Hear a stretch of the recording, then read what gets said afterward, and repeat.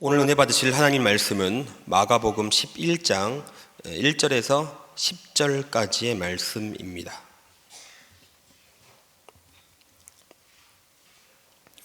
마가복음 11장 1절에서 10절 말씀을 함께 읽겠습니다.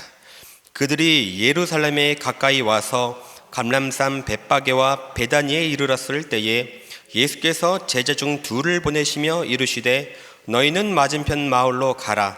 그리로 들어가면 곧 아직 아무도 타보지 않은 나귀 새끼가 메어 있는 것을 보리니 풀어 끌고 오라. 만일 누가 너희에게 왜 이렇게 하느냐 묻거든 주가 쓰시겠다 하라. 그리하면 즉시 이리로 보내리라 하시니 제자들이 가서 본즉 나귀 새끼가 문 앞거리에 메어 있는지라.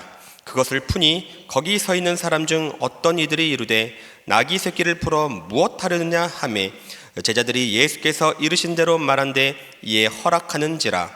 나귀 새끼를 예수께로 끌고 와서 자기들의 겉옷을 그 위에 얹어 놓음에 예수께서 타시니 많은 사람들은 자기들의 겉옷을 또 다른 이들은 들에서 벤 나뭇가지를 길에 펴며 앞에서 가고 뒤에서 따르는 자들이 소리지르 이르되 호산나 찬송하리로다. 주의 이름으로 오시는 이여 찬송하리로다. 오는 우리 조상 다윗의 나라여 가장 높은 곳에서 호산나 하더라. 아멘. 여러분, 오늘은 종료주일입니다. 뒤에 보시면 검은 현수막으로 가렸죠. 왜 그러냐면 교회가 전통적으로요, 고난 주간이 시작되면 모든 이제 성물을 다 검은 천으로 다 가렸습니다.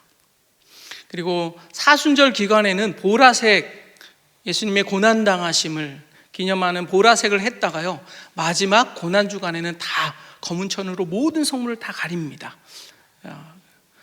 그래서 예수님의 죽으심과 고난당하심을 기념하고요, 그리고 부활절 날 그 모든 것을 다 걷어내고 부활하신 예수 그리스도를 또 기념을 합니다. 오늘 본문 읽어주신 말씀을 가지고 나귀를 타신 왕을 영접하라, 이와 같은 제목으로 은혜를 나누도록 하겠습니다. 오늘 본문이 있는 마가복음에서는요, 예수님께서 갈릴리에서 예루살렘으로 가시는 길을 이 마가복음에서 기록하고 있는데요, 다른 복음서에는 예수님이 예루살렘에 올라가시는 것이 몇 번 기록되어 있는데요, 마가복음에는 딱 한 번 예수님이 갈릴리에서 예루살렘으로 가는 과정 딱 한 번만 기록하고 있습니다. 그래서 마가복음은요, 크게 세 부분으로 이야기하고 있습니다. 예수님이 사역하시는데 갈릴리에서 사역하시는 것이 첫 번째 부분이고요, 두 번째는 갈릴리를 떠나서 예루살렘에 가는 그 도중 과정의 이야기가 두 번째 부분입니다. 세 번째 부분은요, 예수님께서 드디어 예루살렘에 입성하시고 거기에서 고난당하시고 십자가에서 못 박히시고 부활하시는 이 부분이 세 번째 부분입니다. 그런데 마가는요, 첫 번째 갈릴리 사역에서 굉장히 예수님의 역동적인 모습을 많이 그려냅니다. 하나님의 나라를 전파하시고요, 수많은 기적들을, 대부분의 기적들을 갈릴리에서 행하십니다. 그렇게 역동적인 부분이 갈릴리 지역에서 주로 이 마가복음에서는 기록되어 있습니다. 중간에서는 무엇이냐? 중간의 시작은 빌립보 가이사랴라는 도시에서 수많은 제자들에게 물어봤습니다. 나를 누구로 아느냐? 라고 했을 때 베드로가 그렇게 고백합니다. 주는 그리스도시요 살아계신 하나님의 아들이십니다.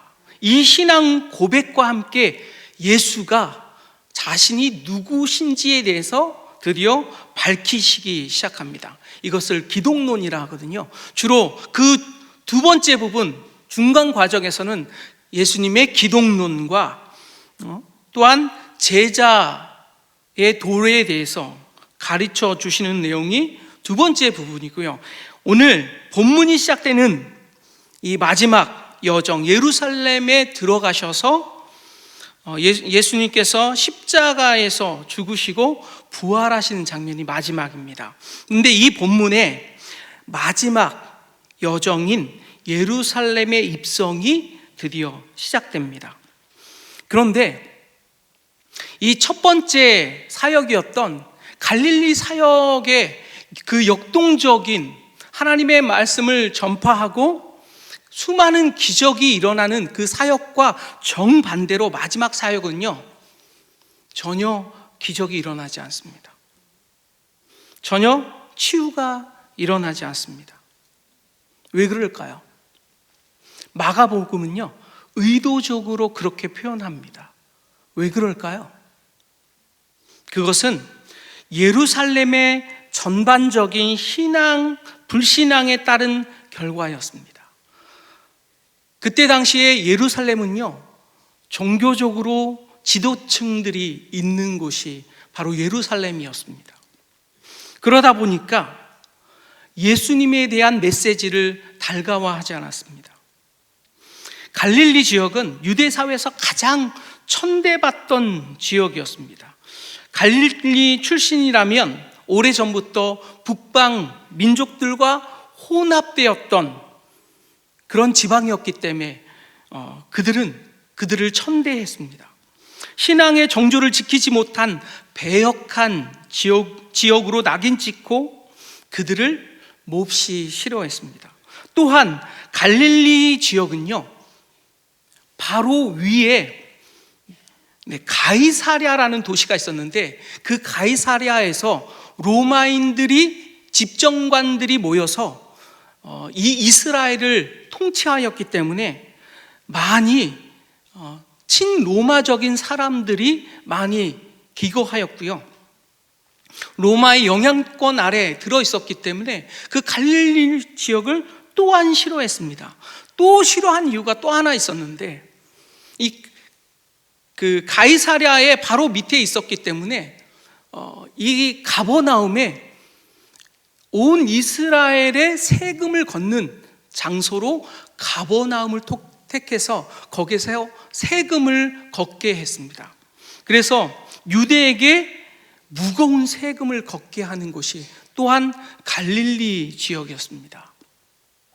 그러다 보니까 이 갈릴리 지역에 많은 사람들을 유대 사람들은, 특히 예루살렘 사람들은 싫어했습니다. 그런데 거기에 걸출한 한 사람이 등장합니다. 그 사람이 바로 누구였냐면 예수님입니다. 예수님이 어느 출신이에요? 갈릴리 지역의 나사렛 사람이었습니다. 갈릴리 지역은요, 여러 지역을 품고 있는 큰 지역을 뜻하는데, 예를 들어서 가나나 나사렛이나 가버나움이나 게네사렛 다 갈릴리 지역이었거든요. 그런데 거기에 갑자기 한 사람이, 젊은 랍비가 나타나는데 수많은 기적과 또한 그 사람은 새로운 율법을 해석하고 수많은 인파들을 몰고 다녔습니다. 그래서 예루살렘이 볼 때는 매우 예수라는 사람이 눈에 거슬리는 사람이었습니다. 그런데 그 예수가 갈릴리에서 이제는 예루살렘으로 점점 많은 사람들의 인파를 데리고 예루살렘으로 가까이 다가오는 거예요. 그러니까 예루살렘 사람들은 긴장하지 않을 수 없었습니다. 그런데 마가는요, 그러면서 한 지역, 예루살렘의 지역을 조명하면서 거기에 기적이 일어나지 않고 거기에 역동적인 복음이 전파되지 않는 그 모습을 그려내고 있습니다. 그것은 무엇 때문이었느냐? 예수님에 대한, 메시아가 왔으나, 그들이 그렇게 기다렸던 메시아가 왔으나 그들은 예수님을 부인했습니다. 예수님을 메시아로 여기지 않았습니다. 그래서 그곳에서는 하나님의 기적이, 하나님의 복음이 역동적으로 일어나지 않았습니다. 여러분, 오늘 우리가 취해야 될 것은 그들이 그랬다가 아니라, 그러면 여러분들은 어떤 신앙의 모습을 가지고 있습니까? 이 고난주간, 종료주일에 어떤 마음으로 우리 주 예수 그리스도를 오늘 영접하고 계십니까? 많은 유대인들이 자기의 옷을 벗어서 예수님이 오시는 그 길에 깔고, 종려가지를 깔고 예수님을 높이며 찬양했듯이 여러분 어떤 마음으로 하나님을 찬양하면서 나가십니까? 여러분한테 던져주는 메시지, 2023년도 사순절과 고난주간에 여러분에게 예수님은 도대체 어떤 사람입니까? 라고 지금 마가는 우리한테 질문을 던지고 있다라는 것입니다. 두 번째 모습은, 마가는요 갑자기 예루살렘으로 가는 예수님의 모습을 조명하는데 두 마을이 등장합니다. 한 마을은 벳바게고요, 한 동네는 베단이었습니다. 그곳에 어린 나귀 새끼가 있는데 그 나귀 새끼를 풀어오라는 것입니다. 여러분, 벳바게라는 뜻이 무엇일까요? 익지 않는 무화과 열매의 집. 이 벳은요 집을 뜻하고요, 그래서 베들레헴은 레헴, 떡이라는 뜻을 가지고 있는데 베들레헴은 떡집 혹은 지금으로 말하면 혹은 빵집, 이렇게 해석할 수 있습니다. 그럼 벳바게는 집은 집인데 어떤 집일까요? 이 헬라어로 파게라는 단어는요, 무화과나무, 여러분 무화과나무 아십니까? 우리나라도 무화과는 많이 자라잖아요. 이 무화과는요 1년에 2번의 열매를 맺는 과일수인데 첫째 열매를 파게라고 합니다. 잘 익지 않아서 또 크지도 않아서 상품성이 굉장히 적다고 합니다. 그래서 반드시 이 파게라는 첫 번째 열매를 따줘야 그 다음에 테나라는 두 번째 열매가 맺힐 때 커지고 달아지고 그 다음에 그것이 상품성 가치가 있다고 합니다. 그래서 주로 주인들인 예루살렘에 사는 사람들이요 그 무화과 나무를 줄로 기르는데 첫 번째 나는 열매, 이 파게라는 열매를 반드시 따줘야 되기 때문에 주로 그 열매를 누가 따요? 벳바게 사람들이 그것을 따서 주로 먹었던 사람들, 그렇게 가난했던 사람들, 무엇인가 소작농이었던 사람들이 벳바게에서 살았다고 합니다. 그래서 이름이 벳바게예요. 익지 않는 열매를 먹는 집, 그 동네를 가리켜서 벳바게였다라는 것입니다. 그래서 이 파게라는 첫 번째 열매를 따먹으면 6월절에 주로 이제 첫째 열매들이 나기 시작하는데 그것을 6월절이 가까웠을 때 따고 난 다음에 그리고 나서 조금 있다가 드디어 테나라는 우리가 주로 먹는 무화과 열매를 따먹는다라고 합니다.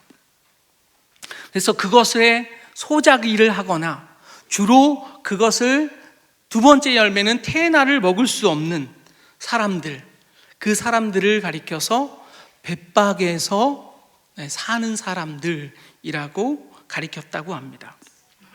베다니는 무슨 뜻일까요? 베다니, 벳 무슨 집이잖아요. 벳과 아니아의 합성인데요, 아니아는 가난한, 비참한 이런 뜻을 가지고 있습니다. 여러분, 베다니 사람 생각나면 누구가 생각나십니까? 누가 있을까요? 우리 찬양대 저를 잘 쳐다보시는데요, 누가 있을까요? 베다니 사람, 유명한 사람. 네, 나사로. 네, 나사로와 마리아와 마르다가 베다니 사람입니다. 그래서 예수님이 예루살렘에 오실 때마다 예루살렘에 머물지 않았고요, 주로 이 마리아 집인 나사로의 집에서 머물렀다 예수님은 가셨습니다. 그런데 레위기에 보면 주로 부정한 사람들 있잖아요. 문둥병이나 유출병이나 혹은 부정한 것을 만진 사람들은 하나님의 성회에 들어가지 못했기 때문에 밖에서 7일 동안 있다가 들어와야 했습니다. 그래서 머무는 곳이 어디였어요? 이 베단이라는 곳이었습니다. 그런데 문제는 잠깐 부정해서 머문 게 아니라 내가 유출병이나 혈루병이나 아니면 한센시병, 성경에 말하는 문둥병에 걸리면 그 사람들을 어디에다 수용했냐면 베단이 어떤 곳에 수용했던 것 같습니다. 그래서 이 베다니에서는 주로 무엇을 해서 먹고 살았느냐? 그들에게 음식을 갖다 주는 거예요. 왜? 가족들이 그들에게 품삯을 주고 값을 지불하면 그들이 그걸 가지고 유출병이나 아니면 문둥병이 있는 그런 사람들이 사는 부정한 곳에 사는 그 사람들을 위해서 무엇인가 갖다 주고 심부름하고 혹은 거기에 이제 병이 났으니까 냄새가 심하니까요. 그들이 무엇을 썼냐면 향수를 갖다가 팔았습니다. 그래서 누가 나와요? 마리아가 자기의 옥합을 깨뜨려서 예수님의 발에 붙잖아요. 그 이유가 그 베다니에서 주로 향수를 파는 사람이 가게가 많았다라는 것이죠. 그래서 베다니 지역은요 또한 슬픔의 곳이었습니다.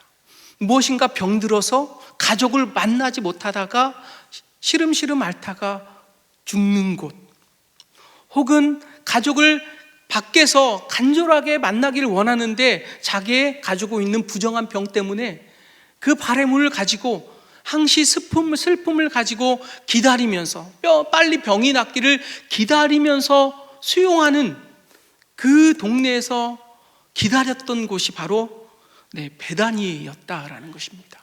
그래서 이 베다니는요 벳아니야, 가난한 비참한 슬퍼하는 사람들이 모인 곳, 그래서 베다니입니다. 그러면 왜 예수님은 이런 질문이 올 수가 있잖아요.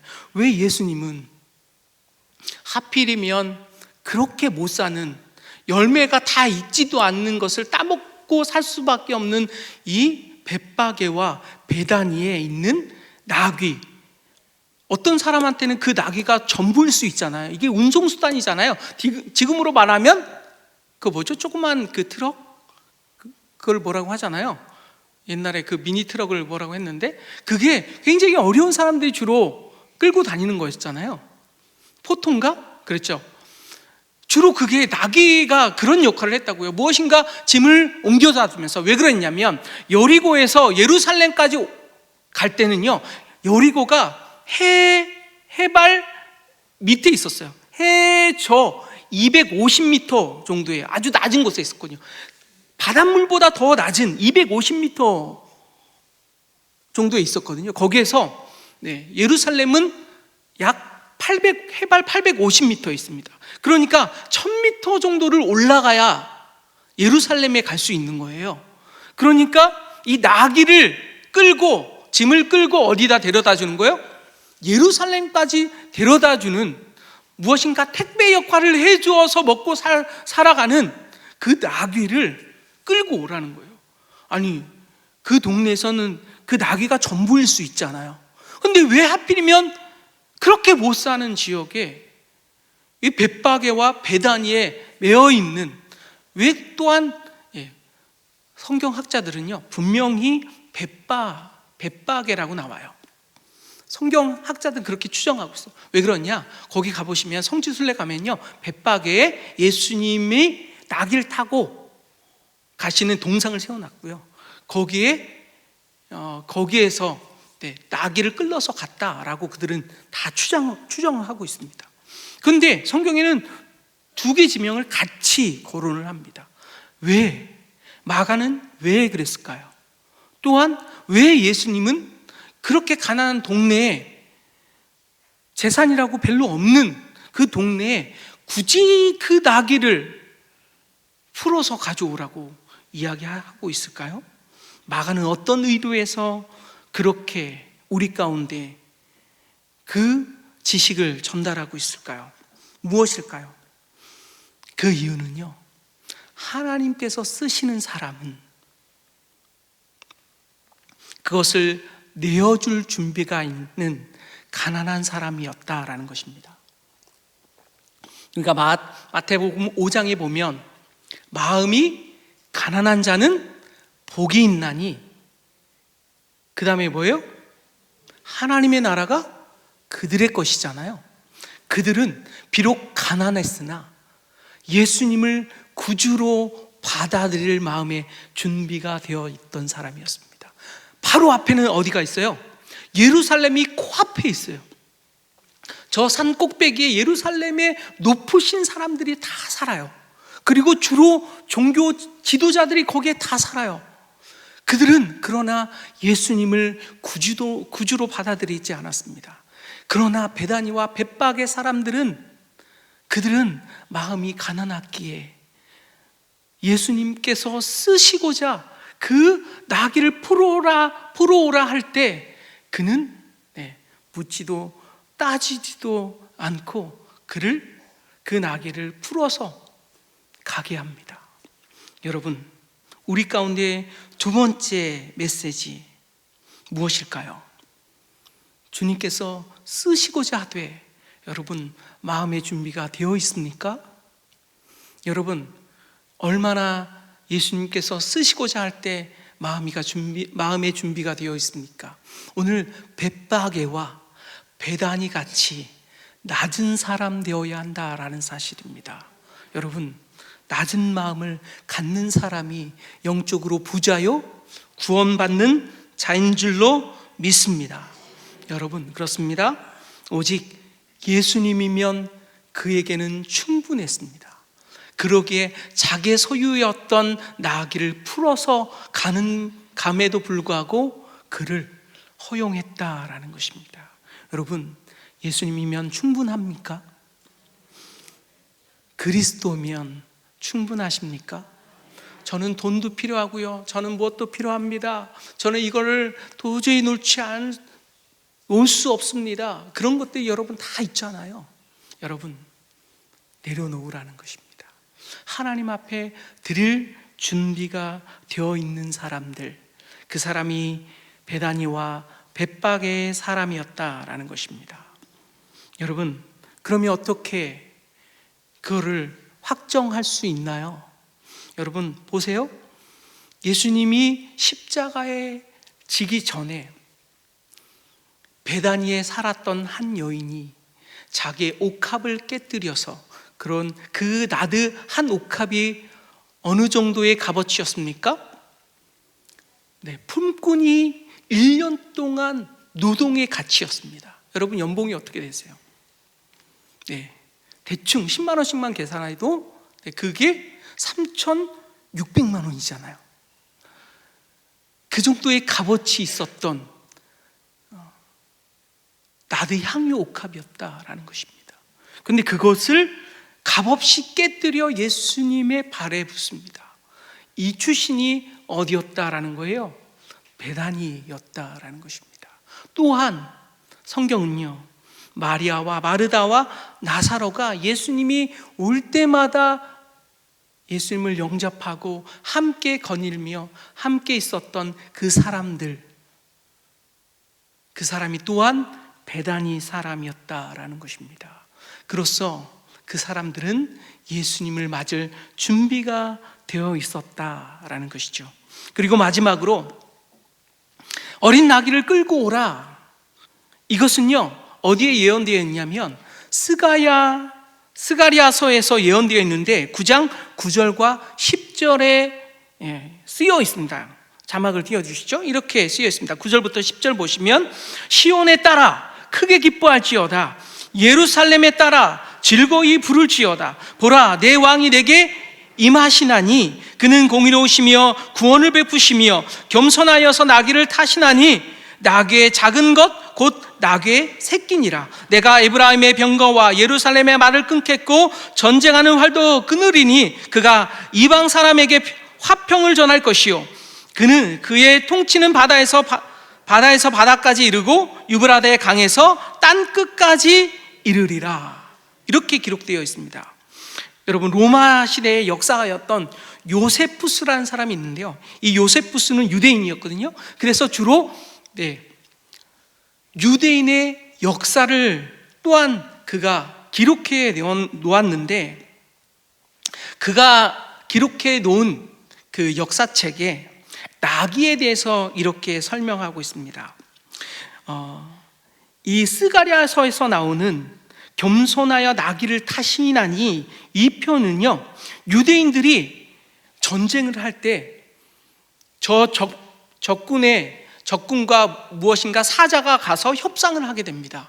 그러면 내가 저 적들과 싸울 준비가 되어 있어, 나는 너희들과 싸울 거야 라고 했을 때 타는 그 메시지로 타는 짐승이 두 종류가 있었는데, 큰 말, 되도록이면 큰 말과 아주 훌륭한 종말을 가지고 그 적군과 사신을 만나러 나아갈 때, 주로 전쟁할 때는 종말을, 훌륭한 말을, 키 큰 말을, 덩치 큰 말을 주로 사용했고요.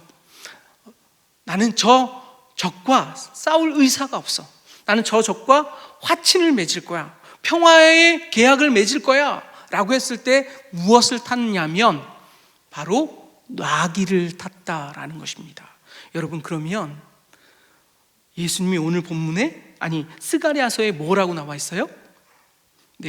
내 왕이 내게 임하시나니 그는 공의로우시며 구원을 베푸시며 겸손하여서 나귀를 타고 그 나귀의 작은 것 곧 나귀 새끼니라, 이렇게 나와 있어요.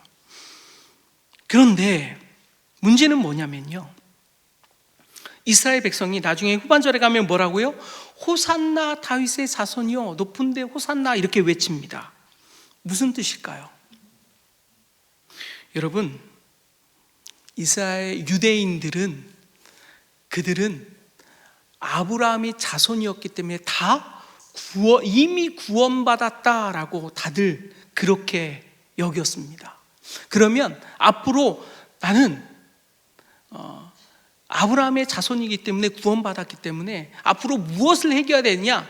영적인 것은 이제 해결했으니 이제 육적인 것, 이제 로마를 쳐부수고 우리가 자유케 되고, 가난과 혹은 많은 어려움의 저주에서 우리를 해방시키는 사람은 바로 메시아다라는 것입니다. 하나님의 구원은 이미 내가 유대인이기 때문에, 선택받은 선민이기 때문에, 아브라함의 자손이기 때문에 이미 구원을 받았다라는 거예요. 그거는 기본적으로 깔고, 그 다음에 메시아는 무슨 역할을 하는 메시아냐? 지금의 압제에서 우리를 자유케 하고, 가난과 많은 배고픔에서 우리를 해방시킬 수 있는 사람이 메시아다라고 그렇게 해석했다라는 거예요. 거기에는 어떤 것이 깊게 들어가 있는 거예요? 잘못된 선민 사상이 거기에 깊게 들어가 있었다라는 것이에요. 그래서 그는요, 전쟁을 할 수 있는 메시아를 원했습니다. 정치적인 메시아를 원했습니다. 근데 갑자기 예수님이 어디에 입성하세요? 예루살렘에 입성하세요. 예루살렘에 입성하시자, 우리의 메시아다라고 많은 사람들이, 수많은 사람들이 따르고 있었습니다. 이미 왕으로 삼으려고 요한복음 6장에 이미 기록되어 있어요. 그래서 많은 사람들이 드디어 예수님이 예루살렘에 입성하면 메시아로 등극할 것이다 라고 다 그렇게 여기고, 예수님의 제자들은 한 자리 차지하려고 다 그렇게 생각하고 있었고요. 그래서 자기의 겉옷을 벗어서 메시아를 맞을 준비를 하고 다 그 가는 길에 자기의 겉옷을 깔았습니다. 그리고 종려 가지를 거기에 깔았습니다. 여러분, 시편 118편 25절과 27절에 이렇게 기록되어 있습니다. 잠깐 자막을 보여주시면요, 제가 이것을 조금 더 쉽게 풀어서 얘기하기 위해서 공동 번역서를 읽어드리겠습니다. 그냥 자막은 보여주세요. 주소서 야훼여 구원을 주소서. 여기서 구원을 주소서의 히브리어로 호산나입니다. 구원을 주소서 호산나. 주소서 야훼여 승리를 주소서. 야훼의 이름으로 오시는 이여 찬미를 받으소서. 우리가 야훼 집에서 그들을 축하하리이다. 야훼 하나님께 우리에게 빛을 주신다. 나뭇가지에 손을 들고 줄줄이 제단을 돌며 춤을 추어라. 이게 시편 118편 25절과 27절에 있는 내용인데요, 이것을 어떻게 해석했냐면, 그들은 메시아가 드디어 오셔서 해방시키는 거구나 라고 해석했다라는 거예요. 원래 118편에 여기에서 호산나는요, 죄에서 우리를 구원하는 것을 말합니다. 정치적으로 해석하는 것이 아니라. 그래서 하나님께서 빛을 비춰주셔서 우리를 구원하시는데, 이 빛은요 도피성을 말했습니다. 이스라엘 그 전 지역에 각 중간마다 도피성에 6곳을 두어서 죄를 혹시 부지 중에 죄를 지어서 살인을 하게 되면 거기에 도피성에 가서 숨으면 안전할 수 있었습니다. 성경에는요, 아담 안에서 이 세상에서 태어난 모든 사람을 살인자로 규정하고 있습니다. 왜냐하면 하나님의 은혜를 떠난 모든 자들은요, 자신의 힘으로 행복과 만족을 채워야 하기 때문에 자기 자신 안에 내재되어 있는 에너지로만 채울 수 없었습니다. 그래서 누군가를 뺏어서 자기 그 자원을 채워야 했다라는 것입니다. 경쟁자로 여기고 원수로 여기고 형제를 미워하였다라는 것입니다. 요한일서 3장 15절에 예수님께서도 말씀하셨죠. 누구를 미워하면 살인하는 자니. 그래서 성경은요, 아담 안에서 태어난 모든 사람들을 다 살인자라고 보고 있는데, 하나님의 확정적인 고의적으로 살인했거나 미필적 고의가 아닌 우발적으로 살인은, 우연하게 내가 무엇인가 돌멩이를 빵 찼는데 그것이 날아가서 누구한테 딱 정수리에 맞았어요. 그러면서 죽었어. 그럼 살인한 거잖아요. 이럴 때는 어떻게 하면 됐느냐? 도피성에 가서 제단의 뿔을 잡으면 살 수 있었습니다. 그 도피성이 뭐라는 거예요? 빛이라는 것입니다. 그런데 그 빛을 주소서 야훼여 구원하여 주소서, 주소서 야훼여 승리를 주소서. 여기서 나오는 그 승리는, 그 빛은, 그 구원은 뭐예요? 도피성을 말하는데, 예수님이 뭐예요? 우리의 도피성이잖아요. 여러분, 죄를 지으면 어떻게 해야 됩니까? 우리는 빨리 달려가서 무엇을 해야 돼요? 예수님 앞에 붙들고 회개해야 되잖아요. 예수님이 우리의 도피성이거든요. 그걸 가리키었는데, 이스라엘 백성들은 그것을 무엇으로 해석했다라는 거예요? 정치적으로 해석했다라는 것입니다. 또한 예수님이 오시기 전 200년 전에 시리아의 땅에 안티오크 에피파네스라는 사세라는 황제가 등극해가지고 6월절에 그 절기를 금지시켰습니다. 또한 구약 성경에 읽는 것을 금지시켰습니다. 또한 성전에서 돼지의 피를 갖다 놓고요, 제사하게 했고, 제사장 제우스의 신상을 세워서 그 앞에 절하게 만들었습니다. 심지어는 성전에 창녀를 데려다가 거기에서 매춘을 시키는 장소로 이 안티오크 에피파네스가 하나님의 성전을 그렇게 바꾸었습니다. 여기에 참다 못한 마띠아라는 제사장이 항거하여 반란을 일으켰습니다. 그리고 그는 죽었고요, 그 아들의 셋째 아들이 반란군을 지휘하게 되었는데, 그가 시리아에서 독립을 이뤄냈습니다. 그러면서 나온 절기가 수전절입니다.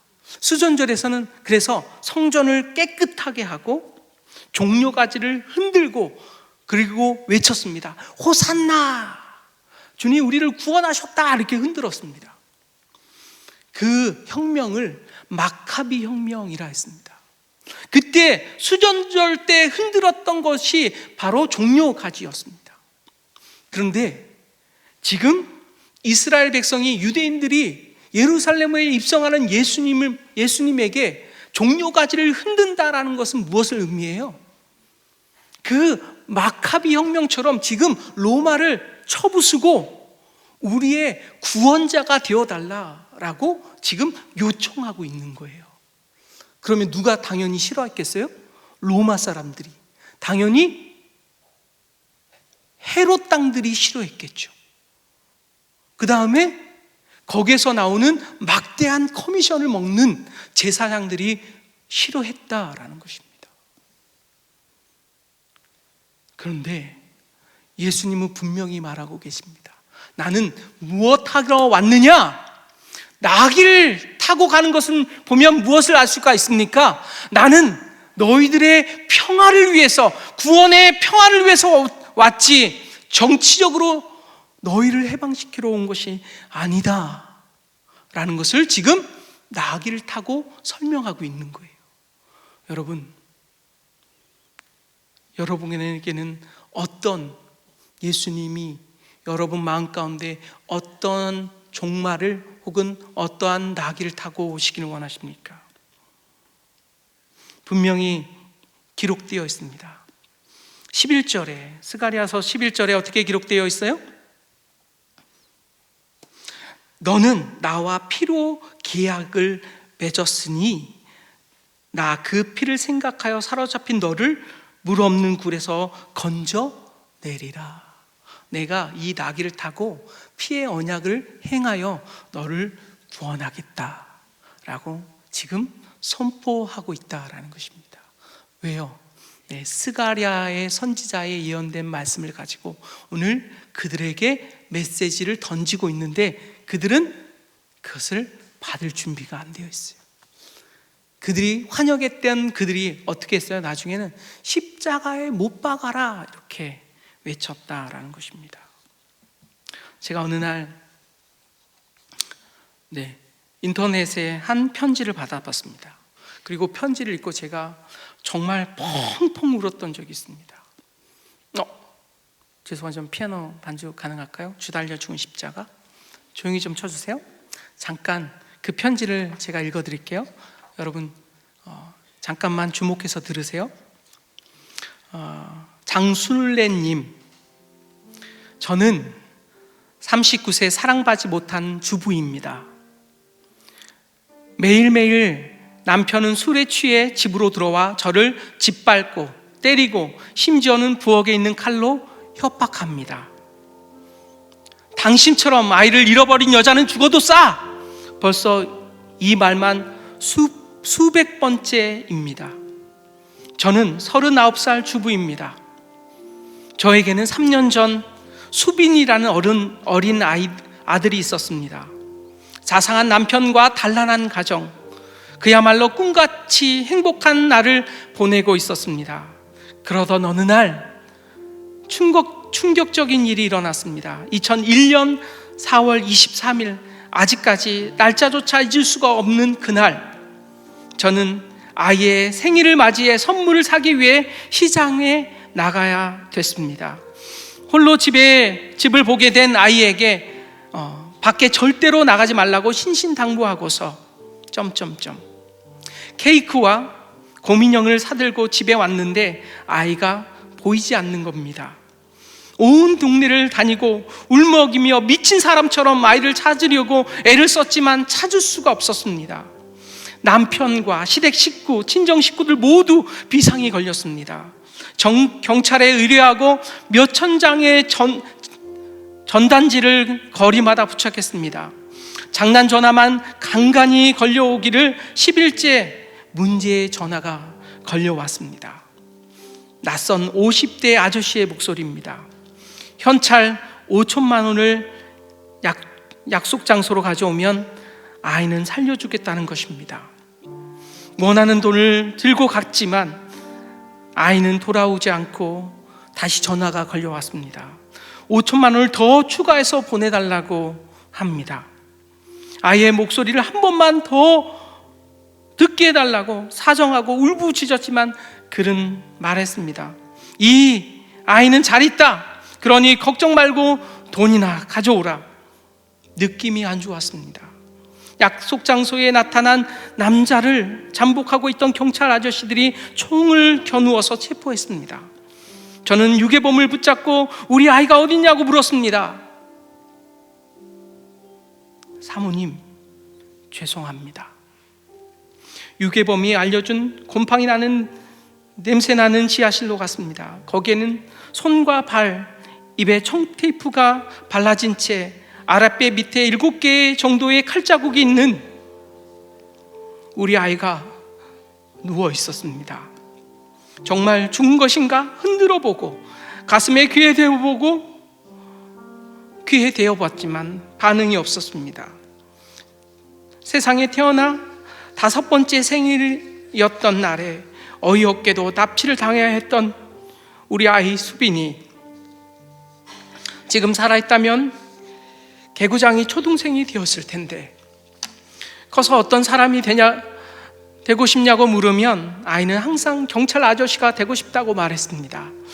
경찰 아저씨가 너무 멋있다고 했던 우리 수빈이 아이를 잊고 난 후 남편은 난폭해졌고 저는 매일 남편의 구타와 폭언에 시달리다가 정신과 치료를 받았습니다. 남편은 운영하던 공장도 부도내고 어느 날 집을 떠나 돌아오지 않았습니다. 그러던 어느 날 우연히 서울역에서 남편을 발견했습니다. 닮은 사람인가 싶었는데 가까이 다가가 확인해 보니 남편이 맞았습니다. 노숙자가 된 남편, 신문지를 깔고 찢어진 이불을 덮고 얼굴만 내민 채 잠을 자고 있었습니다. 그냥 지나칠까 하다가 지갑에 5만 원을 꺼내 그가 덮은 이불 속에 집어넣고 나왔습니다. 그러다가 추운 겨울 날씨에 우리 남편 얼어 죽지나 않을까, 술 중독자가 되어 지내는 것은 아닌가, 이런저런 걱정이 가슴이 아팠습니다. 저는 지금 시한부 인생을 살고 있습니다. 언제 죽을지 모르는 위암 말기입니다. 저는 이 병이 나에게 최고로 아름다운 선물이라고 생각합니다. 죽을 병이라도 걸려야 아이를 잃어버린 저의 죄책감을 용서할 수 있을 것 같아서 제가 죽어서 아이를 만날 수 있는 날이 온다면 그 아이에게 무릎을 꿇고 하고 싶은 말이 있습니다. 보고 싶지만, 너무 보고 싶지만 아이가 그 말을 받아줄 것 같지 않습니다. 어떤 말을 할 자격도 없는 저는 그저 미안하단 말로 아이에 대한 마음을 대신하려고 합니다.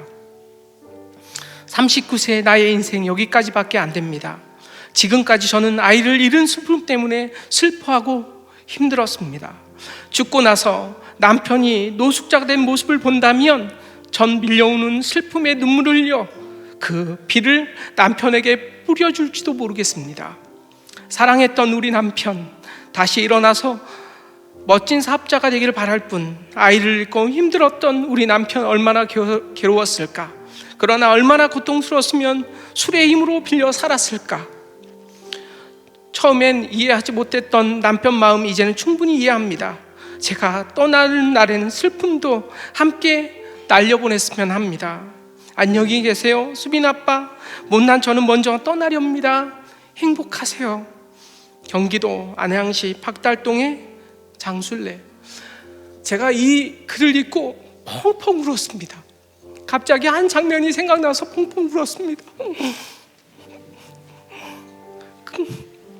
그 장면은 예수님이 날 위해서 십자가 지는 장면이었습니다.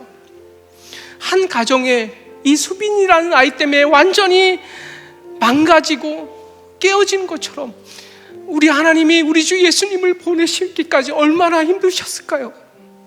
갑자기 그 장면이 내가 오버랩이 되면서 갑자기 눈물이 펑펑펑펑 떨어지는 거예요. 여러분, 우리의 자신의 육신의 아들이, 딸이 아파하는 것도 우리가 얼마나 힘든데 당신의 아들 죽기까지 우리를 위해서 사랑하셨을까요? 예수님 우리를 위해서 십자가 지신 까닭은 우리의 생명 때문에 우리에게 우리의 생명을 아낌없이 주시려고 오셨다는 사실입니다. 우리 찬양하겠습니다. 주 달려 죽은 십자가.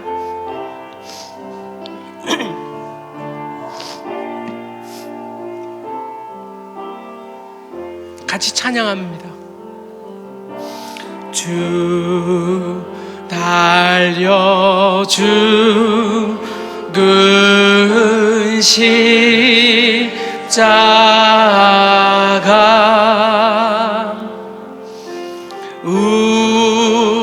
우리가 생각할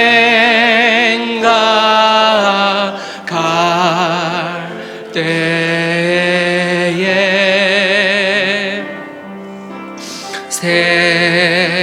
세상에 속한 욕심을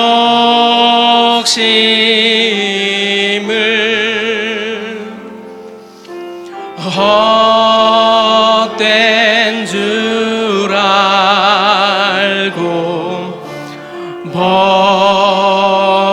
우리 2절 고백합니다. 죽으신 구주밖에는 자랑을 말게 하소서. 죽으신 구주밖에는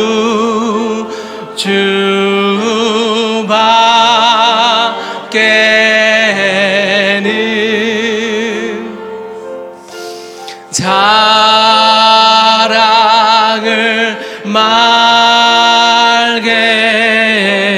하소서. 보혈의 공로로 보혈의 공로 힘입어